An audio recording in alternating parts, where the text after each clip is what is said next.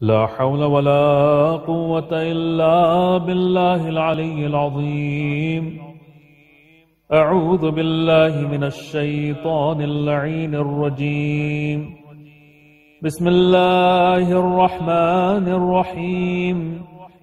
الحمد لله رب العالمين. الصلاة والسلام على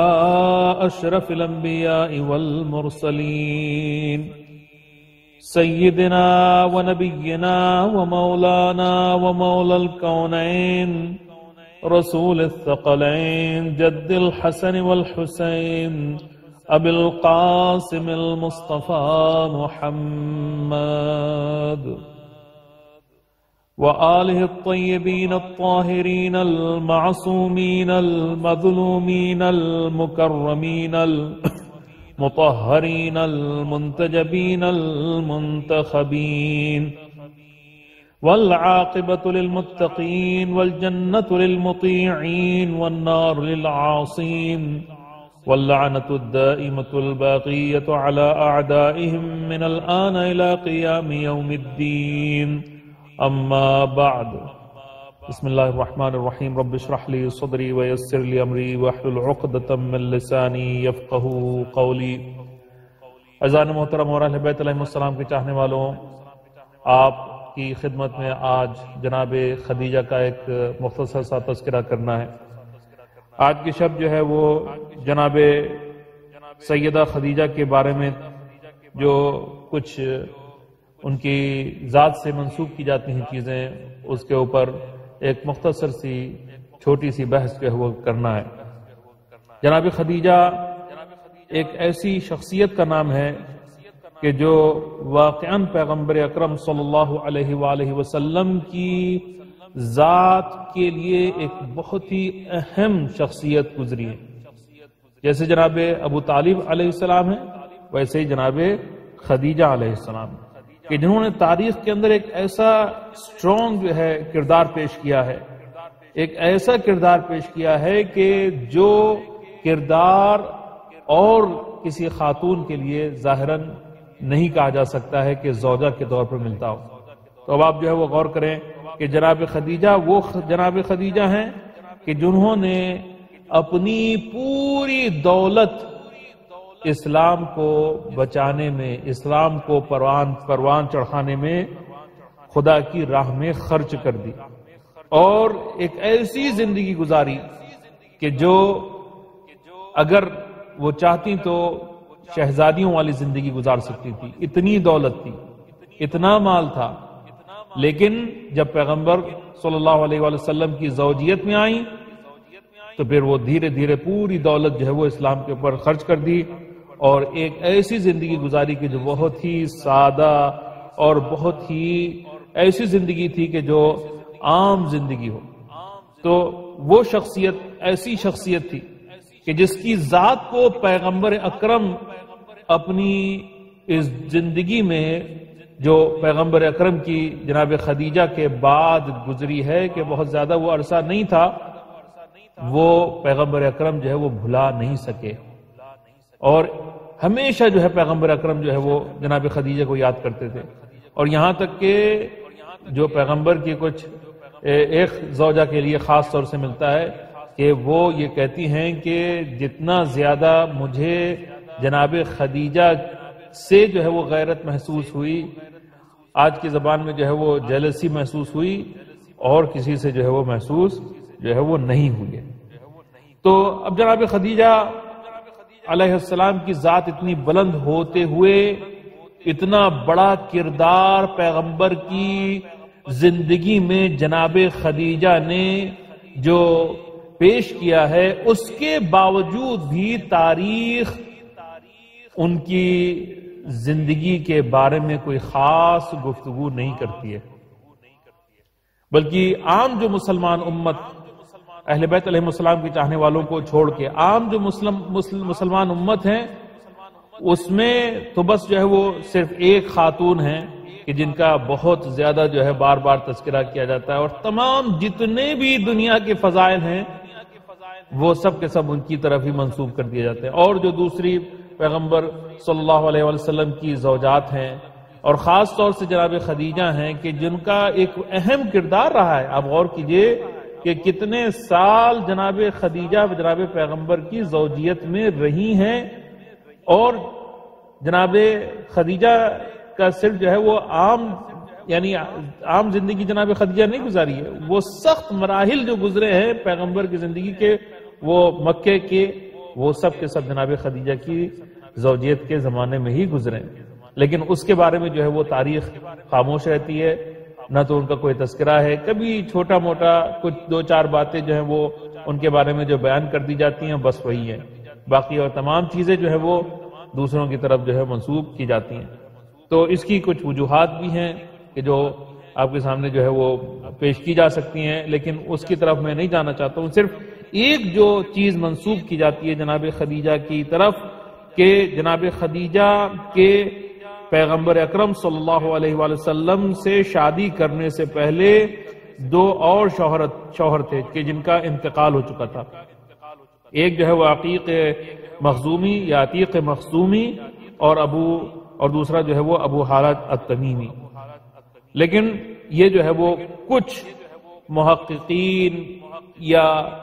یوں کہا جائے کہ جو مورخین ہیں ان کے نزدیک یہ بات جو ہے وہ پائے ثبوت تک کے نہیں پہنچی ہے. یعنی یہ ایک عمومی انڈرسٹینڈنگ جو بنا دی گئی ہے کہ جناب خدیجہ کی شادی پیغمبر سے شادی کرنے سے پہلے ہو چکی تھی ان کی شادیاں، یہ جو ہے وہ کسی وجہ سے زیادہ جو ہے اس کو بڑھا چڑھا کے پیش کیا جاتا ہے. لیکن کچھ ایسے بھی محققین گزرے ہیں کہ جو یہ کہتے ہیں کہ یہ بات جو ہے وہ سچ نہیں ہے، اس میں جو ہے وہ شک ہے، اور اس وجہ سے ہمارے لیے ضروری ہے کہ ہم اس چیز کی طرف اشارہ کریں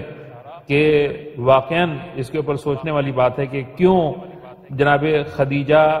سے شادی منسوب کی جاتی ہے اور ان کی بیٹیاں جو ہے وہ بہت سی منسوب کی جاتی ہیں کہ ان سے بیٹیاں تھیں. اور پیغمبر اکرم صلی اللہ علیہ وسلم کی صرف ایک بیٹی جناب فاطمہ الزہرا سلام اللہ علیہ نہیں تھی بلکہ اور بھی جو ہے وہ بیٹیاں تھیں. تو اب جو ہے وہ اس کے اوپر بات کرنے سے پہلے جو ہے میں ایک بات جو عرض کرنا چاہتا ہوں، وہ یہ ہے کہ ہم کو سب سے پہلی چیز جو یاد رکھنا چاہیے وہ یہ ہے کہ تاریخ میں جو کچھ بھی لکھا ہوا ہے اس کو من و عن قبول نہیں کرنا چاہیے ہے کہ جیسا جو تاریخ میں لکھ دیا ہے کسی نے بس وہی جو ہے وہ پتھر کی لکیر ہے اور سچ ہے. نہیں، بلکہ اس کو قرآن اور سنت کی طرح سے ایک دم سمجھ کے حق نہیں مان لینا چاہیے، بلکہ اس کے اوپر تھوڑی سی یوں سمجھیے کہ تحقیق اور ریسرچ کرنا بھی ضروری ہے. اس لیے کہ بہت سی جو تاریخ جو لکھی گئی ہے وہ اہل بیت علیہم السلام کی عظمت کو چھپا کے اور اہل بیت علیہم السلام کی دشمنی میں اصل میں لکھی گئی ہے. تو وہ تاریخ میں بہت سی وہ چیزیں مل ہی نہیں سکتی ہیں کہ جو ہم جو ہے وہ تلاش کر رہے ہیں. اس لیے کہ اس کی وجہ یہ ہے کہ بنی ہاشم سے بہت زیادہ دشمنی کا سلسلہ جو ہے وہ رہا ہے اور آج تک کے جو ہے وہ چلتا چلا رہا ہے. بلکہ وہ پیغمبر اکرم صلی اللہ علیہ وسلم کی رسالت سے پہلے کا جو ہے وہ سلسلہ ہے کہ جو دشمنی اس وقت سے چلی آ رہی ہے بنی امیہ اور جو ہے وہ پیغمبر اور بنی ہاشم جو ہے وہ پیغمبر صلی اللہ علیہ کی جو ہے وہ ذات سے اور جتنی بھی جو ان کی نسل ہے اس سے جو ہے چلی آ رہی ہے. تو دشمنوں نے کیا یہ آپ سمجھتے ہیں کہ صرف جو ہے وہ پیغمبر سے وہ جو دشمنی جو رسالت کا جب اعلان کیا اس وقت سے شروع ہوئی؟ نہیں، اس سے پہلے سے چلی آ رہی ہے. اور کیا وہ پیغمبر کی رسالت کا ظاہرت جو قبول کر لینا، کیا اس کے بعد جو ہے وہ دشمنی ختم ہو گئی ہوگی؟ عرب وہ لوگ ہیں کہ جو ایک چھوٹی سی بات کے اوپر 100 سال جنگ کیا کرتے تھے. تو ابو سفیان یا جو ابو سفیان کا ایک بہت بڑا گروہ ہے، کیا اس نے جو ہے وہ پیغمبر کے ہاتھ کے اوپر فتح مکہ کے وقت جو ہے وہ بیعت کر کے پوری طرح سے ایمان کو 100% قبول کر لیا؟ بس اب اس کے بعد ہم کو اس کے اوپر کچھ بھی سوچنے کی ضرورت نہیں ہے کہ بس اب یہ آدمی جو ہے 100% جو ہے کلین ہو گیا. یہ ایسا ممکن نہیں ہے، بلکہ ایسی چیزیں تاریخ میں ملتی ہیں پیغمبر صلی اللہ علیہ وآلہ وسلم کے سلسلے میں بارے میں کہ جس کو دیکھ کے انسان تعجب میں پڑ جاتا ہے کہ یہ کیسے ممکن ہے کہ پیغمبر اکرم کی ذات سے جو ہے وہ یہ چیزیں جو ہے وہ معاذ اللہ منسوب کی جا رہی ہیں. وہ پیغمبر کہ جس کو خدا رحمت للعالمین کہہ کے بلا رہا، وہ پیغمبر کہ جس کو جو ہے وہ یہ کہہ رہا ہو کہ یہ پیغمبر جو ہے ہر طرح کی برائی سے دور ہے، اس کا بولنا، اس کا چلنا، اس کا اٹھنا، اس کا بیٹھنا، اس کا ہر عمل خدا کا عمل ہے. لیکن آپ اس کے مقابلے میں اگر بنی امیہ کے قلموں سے لکھی ہوئی تاریخوں کو دیکھیں گے، بنی عباس کے قلموں سے لکھی ہوئی تاریخوں کو دیکھیں گے تو آپ کو یہ نظر آئے گا کہ اس میں پیغمبر اکرم سے ایسی ایسی چیزیں منسوب کر دی ہیں کہ واقعاً ایک ہنسی والی بھی بات یہ ہے کہ کیسے مضحکہ خیز ہے. پھر اس کے بعد میں اس کو پیچ اپ کرنے کی کوشش کی جاتی ہے، اس کے اوپر جو ہے پیوند لگا کے اس کو صحیح بنانے کی کوشش کی جاتی ہے، اس کی تعویلیں جو ہے وہ کی جاتی ہیں. آگے ارے پیغمبر اکرم سے اگر کوئی غلط چیز نسبت دی جا رہی ہے اس کو ریجیکٹ کرنا چاہیے فوراً، کیونکہ وہ قرآن کے خلاف جو ہے بات جا رہی ہے. مثال کے طور پر جو ہے وہ ایک مثال آپ کے سامنے پیش کرتا ہوں کہ سورہ عبسہ میں جو ہے عبسہ وتولی ان جاءہ الاعمی، یعنی پیغمبر اکرم سے یہ منسوب کیا جاتا ہے کہ پیغمبر نے ایک اندھا شخص، ایک اندھا صحابی جو ہے وہ آیا اور پیغمبر اکرم نے پیغمبر کسی سے بات کر رہے تھے اور اس نے پیغمبر کو انٹرپٹ کیا، بار بار جو ہے وہ انٹرپٹ کیا کئی مرتبہ. پیغمبر نے جو ہے اپنا منہ بنایا، اپنا منہ پھیر لیا اور اس سے ایک طرح سے ڈسگسٹ جو ہے وہ اپنے ظاہر جو ہے وہ کی، یعنی اس طرح کی جو ہے وہ. تو یہ آپ غور کرنے والی بات ہے کہ یہ ایک عام با اخلاق انسان جو ہے وہ نہیں کرے گا، چاہے جائے کہ یہ پیغمبر اکرم سے یہ منسوب کیا جائے کہ پیغمبر اکرم کسی وہ بھی ایک صحابی، وہ بھی ایک نابینا صحابی کس کے لیے جو ہے وہ منہ کو بنائیں گے اور ایسا جو ہے وہ منہ پھیریں گے اور اس طرح سے اس کے ساتھ جو ہے ناانصافی کریں گے. لیکن خود جو ہے اگر آپ تاریخ کے اوراق کو جو ہے پلٹیں گے تو آپ کو یہ نظر آئے گا کہ صرف یہی نہیں ہے کہ یہ پیغمبر صلی اللہ علیہ وسلم کی طرف جو ہے اس کی نسبت دی گئی ہو، بلکہ اب تاریخ بتاتی ہے کہ کچھ بنی امیہ کے اس وقت قریش کے کچھ ایسے لوگ آ کے بیٹھے ہوئے تھے کہ جو متکبرانہ طور پر پیغمبر صلی اللہ علیہ وسلم کی توجہ کو چاہتے تھے کہ صرف انہی کی طرف رہے، اور وہ یہ چاہتے تھے کہ پیغمبر اکرم جو ہے کسی اور کی طرف جو ہے وہ توجہ نہ کرے. انہوں نے اس طرح سے منہ بنایا تھا اور منہ کو پھیرا تھا. لیکن منسوب کس کی طرف کیا جاتا ہے؟ پیغمبر کی ذات کے اوپر. کیوں کیا جاتا ہے؟ اب یہ آپ تاریخ میں جا کے دیکھیں گے تو آپ کو معلوم ہوگا کہ کچھ لوگوں کی شخصیتوں کو بچانے کے لیے. اسی طرح سے جو ہے وہ اگر آپ مولا علی علیہ السلام کے لیے دیکھیں تو کیا کیا چیزیں جو ہے منسوب نہیں کی بنی امیہ نے، کیا کیا لعنتیں ہوتی رہی ممبروں سے، 70 سال تک کے لعنتیں ہوتی رہی مولا علی علیہ السلام کی ذات کے اوپر.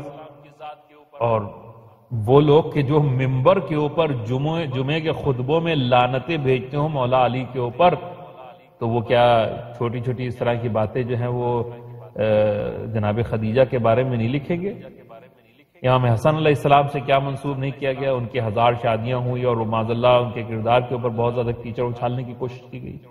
اور امام حسین علیہ السلام کو تو کھلے عام جو ہے وہ شہید کر دیا گیا، بھوکا پیاسا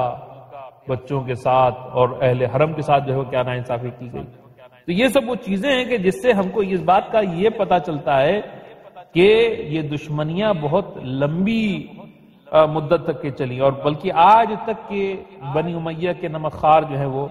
ان دشمنیوں کو لے کے آگے بڑھ رہے ہیں. تو یہ قضیہ بھی، یہ بات بھی کچھ اسی طرح سے نظر آتی ہے کہ بعض محققین کا کہنا ہے کہ یہ جھوٹ ہے کہ جناب خدیجہ پیغمبر صلی اللہ علیہ وسلم سے پہلے کئی شادیاں کر چکی تھی. مثال کے طور پر جناب سید مرتضیٰ تاریخ بلازری ابو القاسم الکوفی وغیرہ وہ مورخ ہیں کہ جنہوں نے کہا ہے کہ ایسا نہیں ہے، اور یہ بات جو ہے مورخین کے درمیان میں متیقن ہے، یقینی ہے کہ جناب خدیجہ سے بہت سے لوگ عقد کرنا چاہتے تھے اور بہت سے لوگ ان کو پیغام جو ہے وہ بھیجا کرتے تھے کہ ہم آپ سے شادی کرنا چاہتے ہیں. تو عرب کے اس میں سے بہت سے اشراف یعنی نوبلز جناب خدیجہ سے شادی کرنا چاہتے تھے، مالدار جناب خدیجہ سے شادی کرنا چاہتے تھے، ان کے پاس جو ہے پروپوزلز وغیرہ بھیجتے تھے، لیکن جناب خدیجہ نے روایات کے مطابق سب کو ریجیکٹ کر دیا، سب سے شادی کرنے سے انکار کر دیا. اور چنا کس کو؟ یہاں پر جو ہے ایک درس ہے، اس کے اوپر ہی بات کو ختم مجھے کرنا ہے. چنا اس شخص کو کہ جو اس زمانے کے اعتبار سے جو عربوں کے معیار تھے، عربوں کے کیا معیار تھے؟ دولت معیار تھی. عربوں کے کیا معیار تھے؟ کہ جو ہے وہ کوئی آدمی بہت زیادہ مشہور ہو، بہت زیادہ پاورفل ہو، بہت زیادہ طاقتور ہو، کوئی بڑے گھرانے کا ہو. اس طرح کی جو ہے ان کی یہی وہ معیار ہوا کرتے تھے. تو جناب پیغمبر اکرم صلی اللہ علیہ وآلہ وسلم اس زمانے کے اعتبار سے ایک یتیم تھے جن کے والد کا انتقال ہو چکا تھا، اور ایک جو ہے بہت مالدار انسان جو ہے وہ نہیں تھے. جناب خدیجہ کے لیے ہی خود ہی کام کیا کرتے تھے. یہ ایک بہت بڑی بات ہے تاریخ کی کہ اس چیز کے اوپر ہم کو غور کرنا چاہیے. تو یہ ہمارے معاشرے کے لیے بھی ایک درس ہے کہ آج ہمارے معاشرے میں شادی کے وقت کن چیزوں کی طرف جو ہے وہ نگاہ کی جاتی ہے؟ مال کے اوپر، منال کے اوپر، خوبصورتی کے اوپر. اس معاملے میں جناب خدیجہ ہمارے لیے ایک بہترین اسوہ اور نمونہ ہے، کیونکہ آپ کی شادی کے سلسلے میں جو واقعہ ملتا ہے اس سے یہ ملتا ہے کہ آپ نے اس زمانے کی رسموں کے خلاف یہاں تک کہ دوسروں کی بھی کوئی پرواہ نہیں کی، اور زمانے کے لحاظ سے ایک غریب اور یتیم انسان سے شادی کی. جناب خدیجہ نے جو معیار بنایا تھا وہ کردار تھا. آپ نے پیغمبر صلی اللہ علیہ وآلہ وسلم سے مال کو دیکھ کے شادی نہیں کی. آج مسلمانوں میں مہر کی مشکل ہے، یعنی بہت زیادہ اونچے اونچے مہر جو ہے وہ رکھے جاتے ہیں. جناب خدیجہ نے اس معاملے میں بھی ہمارے سامنے ایک نمونہ پیش کیا. روایات کے مطابق جناب خدیجہ نے اپنے مہر کو بھی خود ہی دے دیا تھا. یہ جو ہے وہ عجیب جو ہے بات ہے. جناب خدیجہ کا یہ بھی قول جو ہے مشہور ہے، تاریخ جو ہے بتاتی ہے کہ وہ کہتی ہیں کہ انی رغبت فیک لقرابتک منی وشرفک فی قومک وامانتک عندهم وحسن خلقک وصدق حدیثک. میں جو ہوں آپ کی طرف جو نسبت جو ہے، آپ کی طرف جو میں نے رغبت کی ہے وہ ایک قرابت کی بنیاد کے اوپر ہے، جو رشتہ داری تھی اس کی بنیاد کے اوپر. آپ کا جو شرف ہے لوگوں کے درمیان مشہور، آپ کا جو شرف ہے یعنی آپ شرافت جو آپ کی مشہور ہے آپ کی قوم میں، اس کی بنیاد کے اوپر، آپ کی امانت داری کی بنیاد کے اوپر، آپ کے حسن خلق کے بنیاد کے اوپر، آپ کے سچ بولنے کی بنیاد کے اوپر میں نے آپ سے اس شادی کا پروپوزل یا مطالبہ یا رغبت جو ہے وہ کی ہے. یہ معیار کون بتا رہا ہے جناب خدیجہ ہیں. اب یہاں پر یہ سوال پیدا ہوتا ہے کہ یہ معیار کیا ہماری بھی زندگی میں موجود ہیں؟ آج جو ہے اگر کوئی تھوڑا سا مالدار ہو جاتا ہے، تھوڑی سی دولت آ جاتی ہے، تھوڑی سی شہرت آ جاتی ہے، تھوڑی سی طاقت آ جاتی ہے، تو وہ کسی غریب انسان کے اوپر جو ہے وہ پلٹ کے دیکھتا بھی نہیں ہے. یعنی آج کل تو خیر معیاری یہ کہ جب دولت آتی ہے تو تمام جتنی بھی برائیاں ہوتی ہیں وہ چھپ جاتی ہیں، صرف اچھائیاں ہی اچھائیاں جو ہے وہ انسان کی دنیا کے سامنے پیش کی جاتی ہیں. اور جب کبھی کوئی ایسا انسان نظر آتا ہے کہ جس کے پاس بہت خوبیاں ہوں، کردار ہو، عمل ہو، تقوی ہو، پرہیزگاری ہو، علم ہو، لیکن دولت نہ ہو، تو لوگ جو ہیں سب اس کو ایک دم کوئی اہمیت ہی نہیں دیتے ہیں. مطلب آپ جو غور کریں، کوئی بھی کوئی اہمیت نہیں دیتا ہے، کوئی بھی اس کو پوچھتا نہیں ہے پلٹ کے. تو یہ جناب خدیجہ ہم کو بتا رہی ہے کہ اصل چیز کس چیز کی اہمیت ہے. اصل میں کردار تو جناب خدیجہ قرآنی ہمارے سامنے پیش کر رہی ہیں کہ ہم اپنے کردار کو قرآنی جب بنانا چاہتے ہیں تو اس طرح سے بنائیں. جناب خدیجہ کے اس یوں سمجھ لیے بتائے ہوئے اصول کے اوپر اگر ہم عمل کریں تو معاشرے سے بہت سی برائیاں جو ہیں وہ ختم ہو جائیں گی، بہت سی مشکلیں جو ہے وہ حل ہو جائیں گی. تو یہ ایک جو ہے وہ جناب خدیجہ کی زندگی سے ایک درس جو ہے ہم لے چکے ہیں. اب جو ہے وہ یہ اس چیز کے اوپر بس غور کر کے بات کو ختم کرتے ہیں کہ سوال یہ پیدا ہوتا ہے کہ یہ جھوٹے مورخین ان کا کہنا ہے کہ جناب خدیجہ نے پیغمبر سے پہلے بھی شادیاں کی، تو یہ کیسے ہو سکتا ہے کہ جو پیغمبر سے شادی کرتے وقت ایسی بات کہے اور پھر ابو حالہ جیسے مجہول النسب سے کہ جس کے بارے میں تاریخ ایک دم خاموش ہے شادی کر لے؟ یہ عقل میں بات نہیں گھستی ہے. تو جس خاتون نے اتنے بڑے بڑے رشتوں کو ٹھکرا دیا وہ کسی اور دوسرے سے کیا ابو حالہ تمیمی جیسے انسان سے شادی کیسے کر سکتی ہے؟ وہ عتیق یا عقیق مخزومی سے شادی کیسے کر سکتی ہے؟ تو ممکن ہے کہ تاریخ میں جو چھپے ہوئے ہاتھ ہیں ان سے یہ کام لیا گیا ہو کہ ایسا محسوس کرایا جائے لوگوں کو کہ جناب خدیجہ کوئی بہت ہی بلند خاتون نہیں تھی، بلکہ انہوں نے مجبوری کے تحت مثال کے طور پر پیغمبر سے شادی کر لی اور ان کی شان کو جو ہے اس طرح سے کم کرنے کے لیے. اور شاید ہم یہ کہہ سکتے ہیں کہ کیونکہ جناب خدیجہ جناب فاطمۃ الزہرا سلام اللہ علیہا کی ماں ہیں اور جناب شہزادی فاطمۃ الزہرا سلام اللہ علیہا سے کچھ لوگوں کو اس زمانے میں بہت ہی اب کیا کہا جائے بہت زیادہ جناب شہزادی فاطمۃ الزہرا سلام اللہ علیہ کو پسند نہیں کرتی تھی، اور اسی طرح سے امام حسن اور حسین علیہ السلام کو پسند نہیں کرتی تھی، کچھ لوگ نہیں کرتے تھے. تو ان کی شان کو گھٹانے کے لیے جناب خدیجہ کے ساتھ یہ چیزیں منسوب شاید کی گئی ہیں، اور اس وجہ سے تاریخ میں یہ باتیں ایسی چیزیں ہمارے سامنے ملتی ہیں. کہ اسی وجہ سے اگر آپ دیکھیں مولا کائنات کی شان کو گھٹانے کے لیے جناب ابو طالب کو کافر کہا جاتا ہے، تو جناب فاطمۃ الزہرا سلام اللہ علیہا اور ان کی جو نسل ہے ان کی شان کو گھٹانے کے لیے جناب خدیجہ سے اس طرح کی چیزیں منسوب کی جاتی ہیں. بس سادہ محترم بات جو ہے یہیں پر ہی ختم کرنا چاہتا ہوں، اور چند جملے مصائب کے میں یہ کہوں گا اے جناب خدیجۃ الکبریٰ سلام اللہ علیہا، آپ بہت ہی خوش نصیب بیوی ہیں. یقیناً آپ کی جو وفات ہے اس کا بہت پیغمبر اکرم کو رنج ہوا، اس میں کوئی شک نہیں ہے. یعنی پیغمبر اکرم نے یہ دو شخصیتوں کی زندگی، جناب ابو طالب اور جناب خدیجہ کی زندگی کو ہمارے سامنے اس طرح سے بلندی کے اوپر پہنچا دیا. صرف یہ عمل پیغمبر کا اتنا بلند ہے کہ لوگ اگر اس عمل کو دیکھیں تو ان کو تعجب ہونا چاہیے ہے، اور ان کو اس طرح کی باتیں نہیں کرنا چاہیے کہ جس کے مرنے کے سال کو پیغمبر اکرم جو ہے وہ عام الحزن قرار دے دے، یعنی the year of grief. یعنی دو شخصیتوں کے جب ایک کے بعد ایک جو ہے گزرنے کے بعد پیغمبر اکرم نے اس سال کو عام الحزن قرار دیا. اس کا مطلب یہ کہ یہ شخصیتیں اتنی بلند تھیں کہ ان کے لیے ایک پورا سال غم میں پیغمبر نے گزارا ہے، بلکہ پیغمبر کبھی ان کو بھلا ہی نہیں سکے تھے. تو میں شہزادی فاطمۃ الزہرا سلام اللہ علیہا کے سامنے آج پرسہ پیش کر رہا ہوں، اور جناب خدیجہ سے میں کہوں گا کہ شہزادی آپ بہت خوش نصیب ہیں، آپ بہت خوش نصیب ہیں کہ پیغمبر اکرم نے آپ کے جنازے کو غسل و کفن دیا ہوگا،